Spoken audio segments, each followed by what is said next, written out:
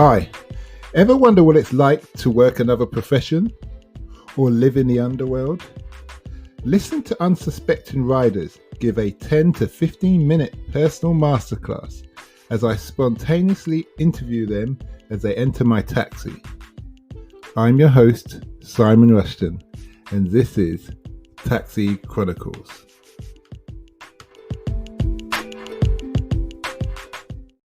Morning. Yes, we're back with another rider, another episode. Today we have the lovely Lucy and her partner Andrew here.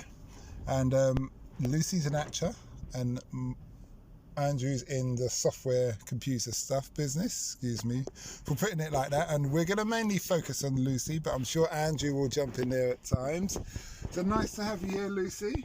Thank you for having me. Okay, so tell us, both of you as it goes, what kind of people were you when you were at school? What kind of child were you? I think I was... Quiet. You were quiet. I was a typical actor. I was out there doing accents, impersonations. I think I was quite confident at school. Okay, that's good. Yeah. Who was your favourite impersonation you used to do? Oh, people, like my teachers and stuff. I wasn't... Just people you knew? Yeah, I got in trouble quite a lot for that. Really? Yeah. Wow, that's crazy. My mum would have said I was a mimic, you know. Even when we went on holiday and I met someone with a different accent, I'd start talking in their accent back to them. Okay. That can go down well, and sometimes it can go totally the other way. So what route did you take to get into acting, and when did you realise you wanted to be an actress? My dad was in the film industry. My dad's a cameraman and director, and he actually didn't want me to get into it at all. He supported me doing stage school and all that, but he always kind of told me how difficult it was going to be. And that it's not something that happens overnight, and there's a lot of rejection and to have a thick skin, etc. I think he hoped that I would find something I liked better, but I didn't. So I auditioned for drama school, got in, got an agent pretty quick out of that, and have had an interesting journey, I suppose. There's been busy times and there's been times where I've done every other job under the sun. To keep ends. Yeah, no, literally everything. Reception jobs, nannying, social media. And how does that work? Are you on like a 0 contract hours, and then as soon as your opportunity comes up, you say, sorry, I'm not coming in. I'm done. Yeah, so I did a lot of temping. It's actually a lot easier to do in London than in Ireland. There's a lot more like temping agencies. And yeah, you just see what jobs they can get you, you do them, and then if you get an audition or you have a job, you just don't turn up. You just totally ghost them. Yeah. Okay. Yeah. So references is not something you're a big fan of. I probably wouldn't get that many, no. Okay.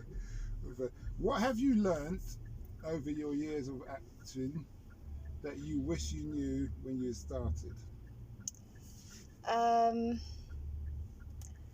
I think that find something else that makes you happy, so that all your happiness doesn't depend on you getting a job or getting, the outcome of your audition. Have other things that fulfill you in your life, so that when you do get an acting job, it's great, but when you don't have one or you're in between jobs, you're not sad. You have other fulfilling elements, and I think that took me a long time to learn, because it was all about acting for so long, and my spare time was filled with classes, and I kind of only my friends that I was making were in the industry, and I actually find it's better to have friends who do nothing like that and have other interests. And I mean, like Andy, my fiance, is completely different to me. He's in tech, and although he does do my audition tapes with me, which is... So you have to do the acting as well. Yeah, I'm getting better. You be careful, he gets cast. We keep saying that, yeah. They're going to say, we don't want you, but who is that voice? Okay. Yeah. So what's it, for Andrew, over to you on this one. What's it like being a supporting role or supporting partner for an actress? It's interesting. I definitely, like, it's just so far away from my universe. Like, I have a fear of speaking in front of 5 people, like public speaking fear. You know, I like being in, you know, a room on a computer doing maths. So Lucy's pretty much as far away from me in terms of skill sets. So you're an introvert? Yeah. I'd say you're an I'm an introvert in terms of my career choices, maybe extroverted and socially. Does that make sense? Yeah. But yeah, we're both very, very different in terms of our careers and probably what we are good Excel at. at, Yeah, but obviously we have a lot of common interests and stuff as well that glues us together. But I love the way you looked at her when you said that. She looked away. Yeah, no, yeah. Come on with the show. You know the role. Yeah. But yeah, overall, interesting and fun, and I wouldn't change it for anything. Mm-hmm. Okay, that's good. Mm-hmm. So, what would be your advice to a younger person who wants to get into acting? You don't necessarily need to go to drama school. I think that's something that me and a lot of my actor friends have come to the conclusion with. It's not always beneficial. It costs a lot of money, and there's other ways in the industry now. You know, the casting directors are on social media. There's classes you can go to where you can, you know, meet casting directors and send in tapes. And I think as long as you have an iPhone and a quiet space and passion, and you're willing to practice and learn, you don't have to shell out a lot of money for drama school. That's one thing I'd say. And also make sure you have other loves and things you're passionate about, because your journey will be a lot easier and a lot less sad if you do that. Okay. You say you don't necessarily need to go to drama school, but I would have thought you need to learn the skills somehow. Are you saying you can go to drama classes? You know, there's colleges, there's especially in the UK, you know, there's a lot of youth theatres. You know, people, I think, especially around the time that I was auditioning for drama school, you know, the big ones, you know, RADA, Lambda, that was it, you know, and if you got in there, you were kind of set, and that's not the case. And, you know, there's more and more people speaking out now to say, you know, they did all that and they didn't have that great a time at drama school, and then, you know, nothing happened for them career-wise afterwards. I think there's different routes for everybody, and, you know, if it's really what you want to do, you'll find your way. But I mean, youth theatre is a great way to start out, local community theatre, and keeping an eye out on Twitter and Instagram for, you know, open casting calls, and practicing. You know, if you have groups of friends who are also actors, you know, learning scripts, putting things together, filming them is amazing practice. And there's not all those practical elements in drama school, and you don't come out of drama school prepared to be on a set, that's for sure. Okay. I think it's not just acting industry for that. I think it's global. Like, every industry is starting to realise that you don't necessarily need to shell out all this money for third level education and get this degree, where it doesn't really mean you're ready, where you could have just you know, done online courses more specific to the job you want. Yeah. So I think it's just happening everywhere. I don't know one actor friend who's come out of drama school and said, I am ready. Well, no, they might think they're ready, but they get on a set and, you know, it's so new and you're so thrown, and there was nothing to prepare you for that. And there's nothing to prepare you for the rejection and the difficulty You know, there's not a class on how to manage your mental health when you come out of drama school, and I think that's something that they can definitely look into in the future. Maybe you could start a business on that. Yeah. Yeah. With support of Andrew, of course. Yeah. So Andrew, as a partner, what are the kind of things you can be expected to have to do when you're dating or married to an actress?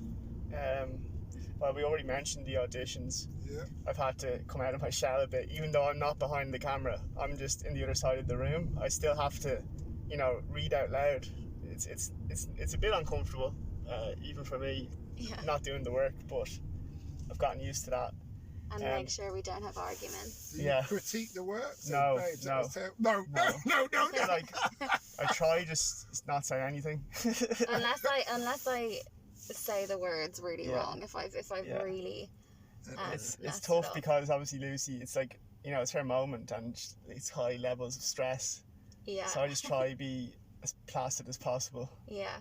We're lucky where we live now that it's quiet. In our last apartment, you know, we'd finally get a good take, and then a siren would. We used to live on Lavender Hill and Clapham Junction. Yeah. And it was constant sirens. We'd be like, quickly, do another one before there's noise.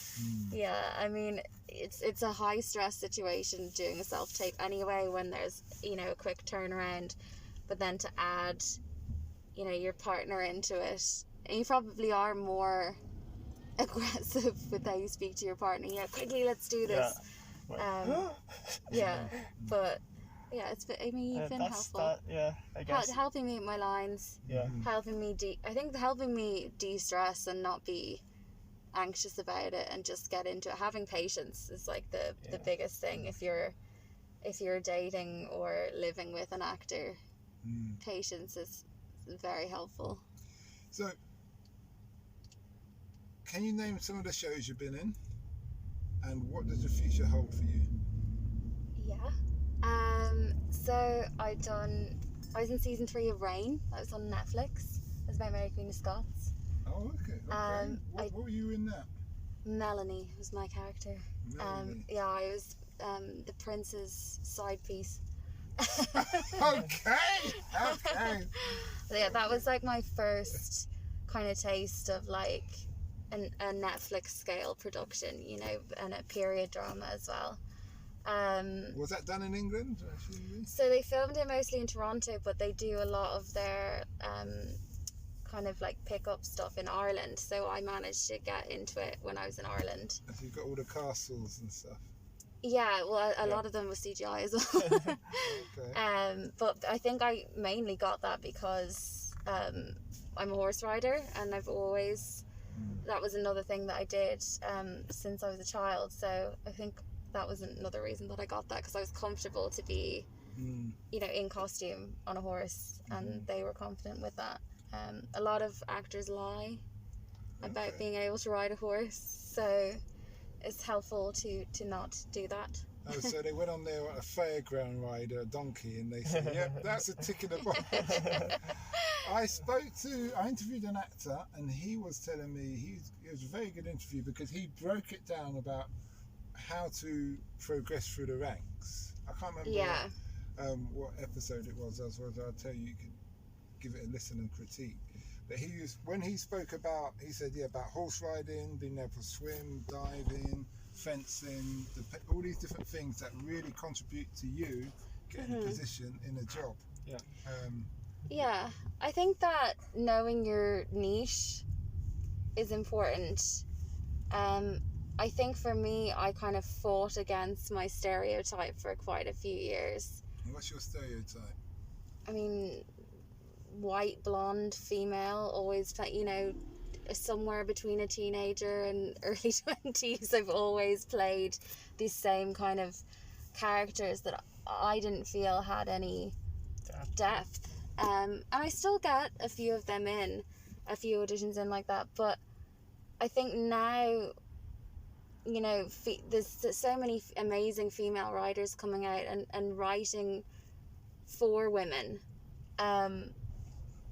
I've seen so much amazing TV over the past year, so I guess my hopes would be that going forward the auditions that I'm sent, or the parts that I get, are something that challenging and make you feel something, and aren't just these kind of bimbo type filler roles, because there always has been those roles, and I'm grateful to have worked in the industry, but going forward, you can give more, and you're able to give more, and that's definitely the hope going forward. And I think with all the amazing creatives coming out, especially over lockdown, everyone's writing, everyone's wanting to produce, there's definitely going to be amazing content coming out. I just hope I'm part of it.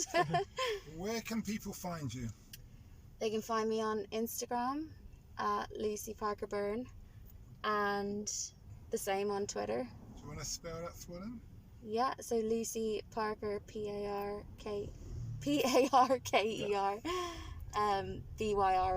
Yeah. And the same on Twitter. I'm more of a retweeter, I'd say, but follow me anyway. Last question. What's the impact you want to have on the world? And it goes to both of you. Right, Andrew, you go.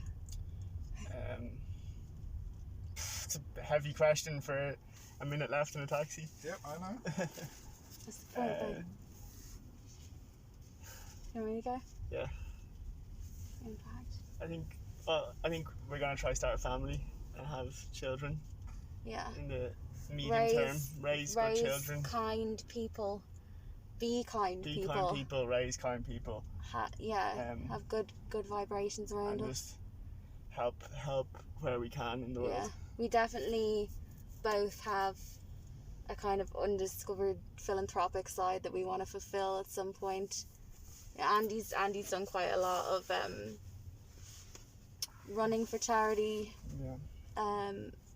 It's definitely something that we want to expand on. Mm-hmm. But yeah, bring kindness wherever we go. Be kind people. Raise kind kids, and hopefully be remembered as people who brought goodness to others. Okay. Well, thanks a lot for that. Much appreciated. Thanks for having us. Thank you. And we wish you well. Thank you very much.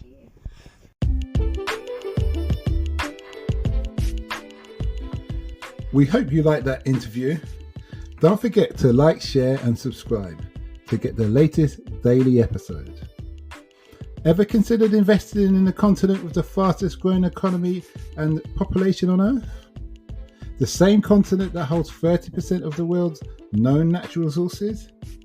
Then listen to our sister podcast, Africa Investor Stories, where you will hear real investors with real stories from around the world share their experience of investing in Africa. We post Monday and Thursday at 10 a.m.